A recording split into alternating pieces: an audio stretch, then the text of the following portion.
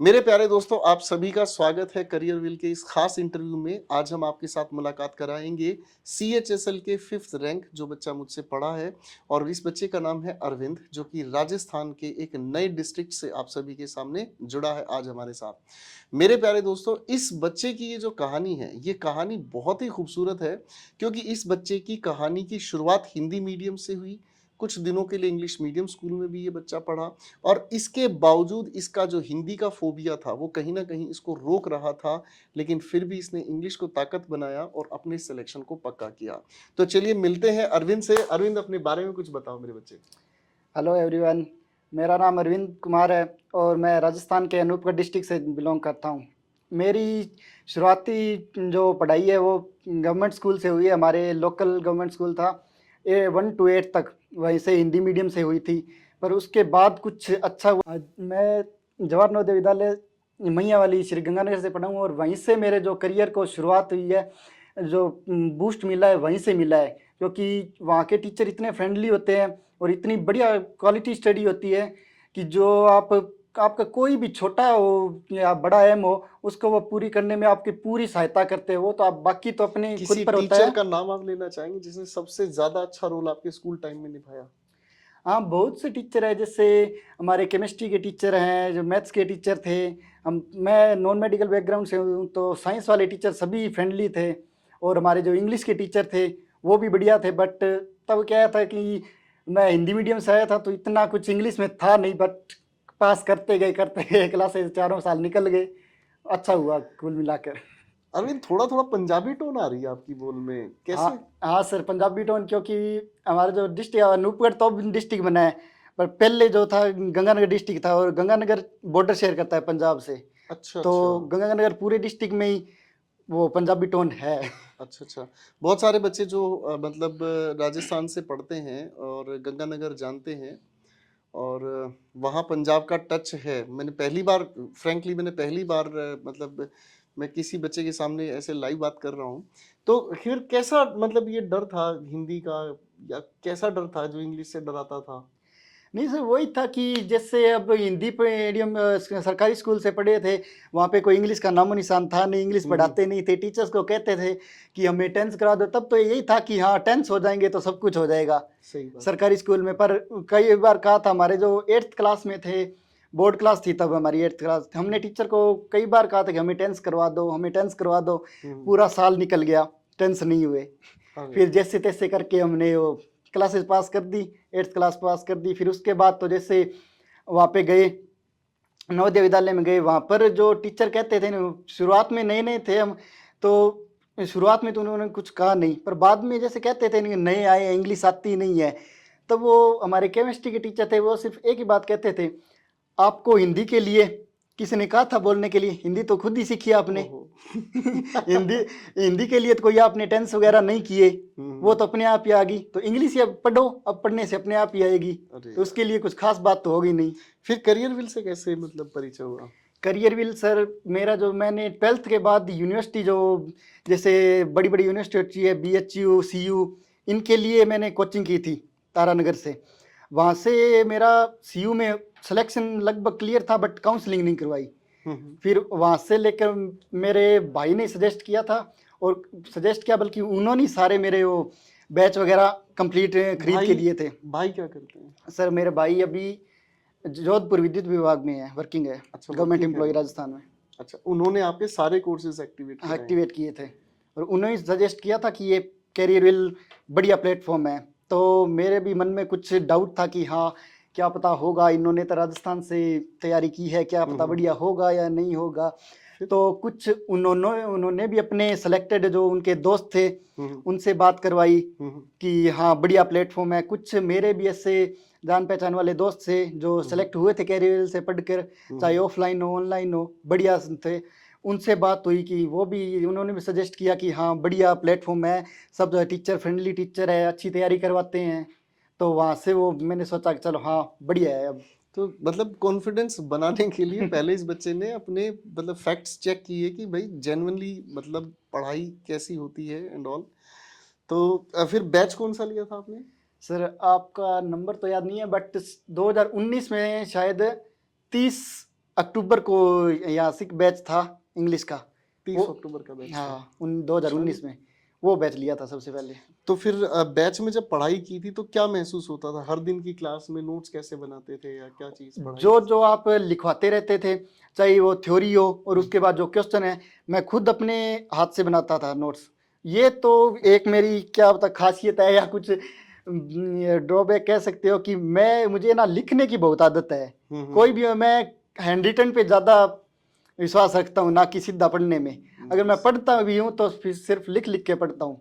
तो देखो बच्चों, मैं हमेशा एक चीज कहता हूँ, जब भी कोई नया बैच भी हम शुरू करते हैं ना हम्म। अरविंद, तो बच्चा हमसे ये कहता है कि सर आप अपनी क्लास के जो हाथों जो आप बोर्ड पर लिखते हो वो नोट्स आप हमें दे दिया करो, हम उसी से अपने नोट्स बना लेंगे। मैं हमेशा बच्चों को ये चीज समझाता हूँ कि बेटा जो टीचर के लिखे हुए नोट्स की अगर आपको एक बार आदत पड़ गई ना, उसका आपको बेनिफिट नहीं मिलेगा। क्योंकि जैसे अब अरविंद कह रहा है कि सर मैं अपने हाथों से लिखता रहता हूँ, तो उसका एक बहुत अच्छा बेनिफिट ये मिलता है, आप अपने सारे नोट्स को खुद ब खुद याद कर रहे हो, आपको एक्स्ट्रा एफर्ट्स लगाने की जरूरत नहीं पड़ती। वरना टीचर आपको नोट्स देगा, आप उनको देखकर लिखोगे, उसके बाद फिर आप उसमें अपने इनपुट्स लिखोगे, that will be a very lengthy process. तो ये एक बहुत अच्छी बात है। चलिए, और घर परिवार में सब कैसे, कौन क्या क्या है भाई? पापा तो से पहले खेती करते थे बट अब तो मजदूरी करते हैं। और मम्मी जी हाउसवाइफ है और भैया तो उधर लगे राजस्थान गवर्नमेंट में है, गवर्नमेंट एम्प्लॉई है। और सिस्टर की मैरिज हो चुकी है, फिर मैं।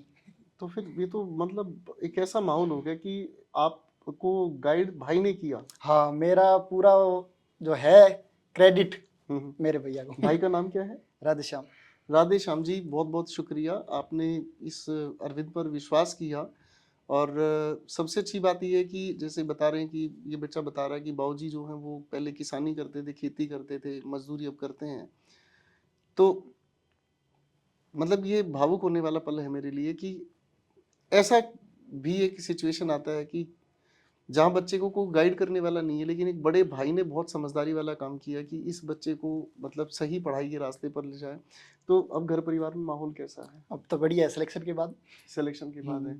सिलेक्शन तो है, लेकिन उसमें एक रैंक 5 जो मतलब हाँ पूरे के पूरे गांव देहात में एक रुतबा भी लाता है। हाँ रात में लगता है। तो अब इसके बाद आगे तैयारी करेंगे आप? हाँ मेरी सीजीएल की तैयारी चल रही है। सीजीएल की तैयारी? वैसे मेरा एसएससी में मेन फोकस सीजीएल ही था, बट अनफॉर्चुनेटली हुआ नहीं सीजीएल तो में। फिर अपनी वाली वो काम में आ गई बात कि अब की बार आखिरी बार सारे पेपर भरते जाओ, जो आए क्लियर करते चले जाओ।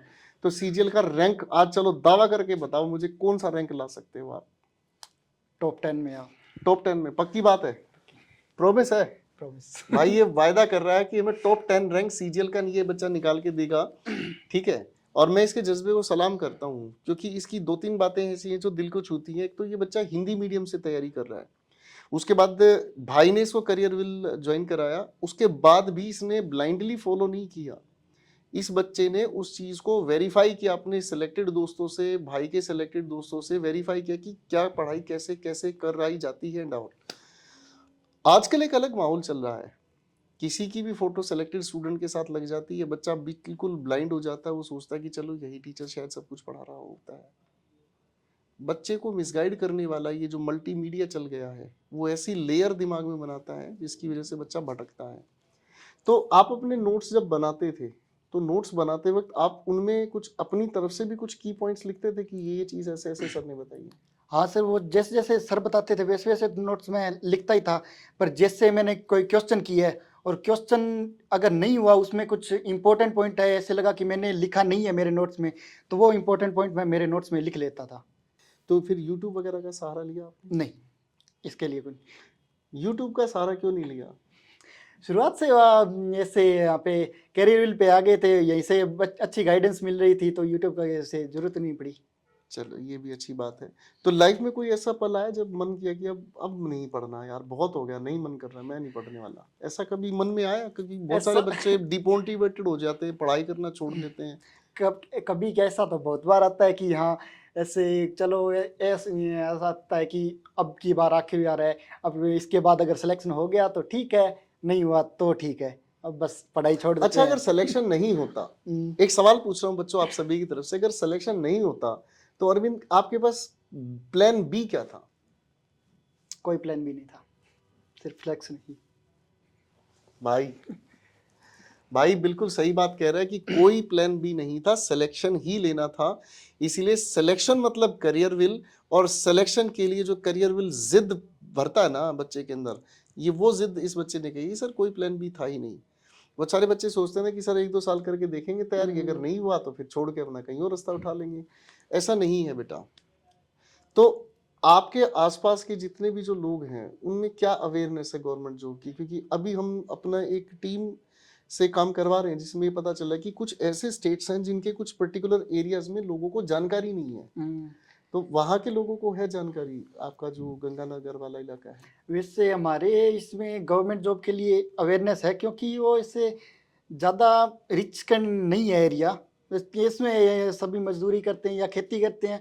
उनका बस ऐसे ही है कि हमारा बच्चा नौकरी लग गया, सरकारी नौकरी लग गया तो हाँ सब कुछ आ गया, बढ़िया है, सब कुछ हासिल हो गया, बस सरकारी नौकरी लग जाए एक। मुझसे एक बच्चा कोलकाता से मिलने आया, मुझे उसका एक रेफरेंस याद आता है कि कोलकाता से जब वो बच्चा मिलने आया तो उस बच्चे ने बताया कि सर मेरी जो, पता नहीं उसकी पोस्ट मुझे याद नहीं है, तो जब उसका सिलेक्शन हुआ तो उसके आसपास वाले सारे आके पूछते क्या लग गया, तो वो अपनी पोस्ट बताता, उनको समझ ही नहीं आता। हाँ, सेम सेम मेरा अच्छा, आपके साथ भी यही है? सेम है। बस पूछते अब तू लगा के आया वो तो बताओ। मैंने कहा मैं डाटा एंट्री ऑपरेटर लगाऊं एसएससी हेडक्वार्टर में। तो हम बताएं क्या क्या बताएं आप क्या लगाओ? मैंने बस ऐसे कहा एसएससी हेडक्वार्टर में लगाए, बस इतना बता वो देना। एसएससी हेडक्वार्टर भी समझाना मुश्किल हो जाता होगा। हाँ, जो नहीं जानते उनके लिए है ही मुश्किल, वो जो पढ़े लिखे हैं वो तो समझ जाते हैं। इतना ही कह देना काव्य जी, मैं सरकारी दामाद हो गया हूँ। हाँ, तो ये सही है। डीवी कब है आपका? अभी सर डेट वगैरह आई नहीं। डेट वगैरह आई नहीं है, तो अभी तो सेलिब्रेशन का माहौल चल रहा होगा।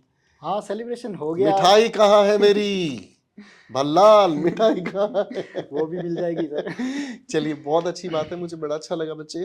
और सबसे अच्छी बात ये लगी है कि जिस भी टीचर से आप पढ़ रहे हैं, एक बार वेरीफाई ज़रूर कर लें कि वो सारा खेल बोगस तो नहीं चल रहा है, वो ऑथेंटिक टीचर है, उसके दिए हुए सिलेक्शंस भी हैं कि नहीं है, उस टीचर के पढ़ाए हुए बच्चे टू द पॉइंट पेपर का कंटेंट पढ़ते हैं तो वो सिलेक्शन लेकर जाते हैं। और जैसा इस बच्चे ने, अरविंद ने वायदा किया है कि ये अगली बार टॉप 10 रैंक सीजीएल के साथ हमारे साथ दोबारा से चाय पिएगा, ये कॉन्फिडेंस मैं उम्मीद करता हूँ लगभग हर एक बच्चे के अंदर आए जो बच्चा सीएचएसएल क्वालिफाई कर रहा है। इंग्लिश में आपके कितने मार्क्स बने टोटल? सीएचएसएल में मेरे थे 113 नंबर थे 120 में से। 120 में से 113। तो ये फिर जो रह गया, ये कहाँ कहाँ मामले रह गए, कटे कहाँ है नंबर?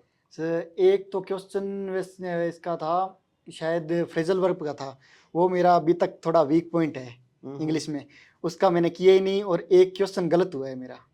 कोई बात नहीं, अगर फ्रेजल वर्ब की दिक्कत रही है तो अब की बार मैं अपने करियर विल ऐप पर भी और यूट्यूब पर भी बच्चों को फ्रेजल वर्ब का डेफिनेटली कंटेंट दूंगा। हाँ सर, ये लगभग स्टूडेंट का फ्रेजल वर्ब बहुत वीक रहता है मैं topic। इसके लिए ज़रूर काम करूंगा बच्चों। मेरे को अगर कोई भी फीडबैक अगर मेरे लायक अगर ऐसी हो जिसको कि सर आपको अपने बैच में नहीं यही सर, करना आपके लिए तो क्या होगा, बस एक ये फ्रेजल वर्ब का टॉपिक करवा दूं। फ्रेजल बढ़िया। वर्ब का टॉपिक मैं करवाऊंगा, ठीक है। और बच्चों, किसी भी तरीके की कोई भी फीडबैक है जो आपके लिए हम बेटर कर सकते हैं, हमेशा दिल से स्वागत है। क्योंकि मैं इस कोचिंग इंडस्ट्री में आज से नहीं, करीब 2012-13 से कंटिन्यू पढ़ा रहा हूँ। और जब से मैं पढ़ा रहा हूँ मैंने हर दिन अपने आप को ही रिक्रिएट किया है। हर 3-4 महीने में अपने ही कंटेंट को, पीडीएफ को, अपने टीचिंग स्टाइल को हर 3 से 4 महीने में मैं इंप्रूव करता हूँ। और हर बार इस चीज़ को ऑथेंटिकेट करता हूँ कि भाई इतना अगर बच्चा कर लेता है इस एग्जामिनेशन पैटर्न के अकॉर्डिंग तो ये ज़रूरी है। तो फ्रेजल वर्ब की जो कमी रही है इस बच्चे की, definitely I will work on that. और कोई ऐसी चीज़ जो इंग्लिश में दिक्कत दी रही थी? नहीं सो और तो कुछ नहीं है, वैसे पढ़ने से हो जाता है। वो कैब तो डेली प्रैक्टिस करनी पड़ेगी, उसके लिए तो कुछ और कोई चारा है नहीं। प्रैक्टिस वोकैब के लिए हम द वोकैब सिलेक्शन बैच भी चला रहे हैं अपने हाँ, यूट्यूब पर, वो देखते हैं आप? वही बात है सर, टीचर तो अपने हिसाब से पूरी मेहनत करता है, बस बाकी जो बचा है ना वो स्टूडेंट को ही करना पड़ेगा। तो एक आखिरी लाइन में बच्चों को मोटिवेटेड रहने के लिए आप जो कहना चाहें वो कहो बेटा, फिर उसके बाद हम क्लोज करते हैं। क्या कहें? बहुत सारे बच्चे होते हैं ना डिमोटिवेटेड इसी बात से रहते हैं कि पढ़ते पढ़ते कहीं ना कहीं दम टूटने लग जाता है, घर परिवार का प्रेशर होता है, बच्चियों पर शादी का प्रेशर हो जाता है, लड़कों पर कब तक मतलब हमारे ऊपर डिपेंडेंट रहेगा, कुछ कमाओ। जैसे आपने वो देखा है माहौल की, पापा मतलब खेती करते हैं, मम्मी हाउस वाइफ है, तो प्रेशर बनता है, उसको कैसे? हाँ, प्रेशर तो बनता ही है घर की कंडीशन देख के, पर वो साथ साथ अपने आप को खुद को मोटिवेट रखना भी जरूरी है।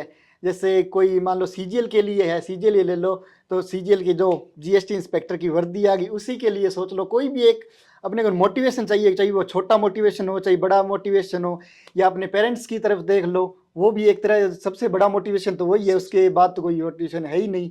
सबसे बड़ा वही है, अपने पेरेंट्स की तरफ देख लो, क्योंकि वही सब कुछ है। सही बात है।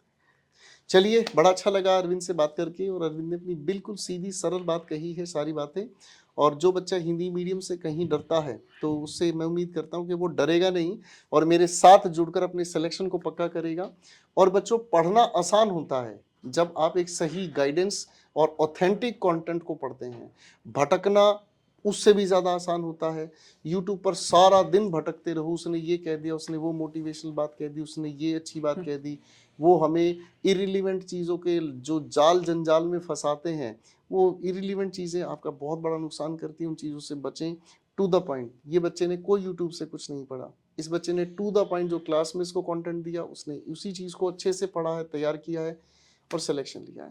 तो ठीक है बच्चों, इसी बात के साथ फिर मुलाकात होगी अगले किसी और बच्चे की सिलेक्शन स्टोरी के साथ। Take care.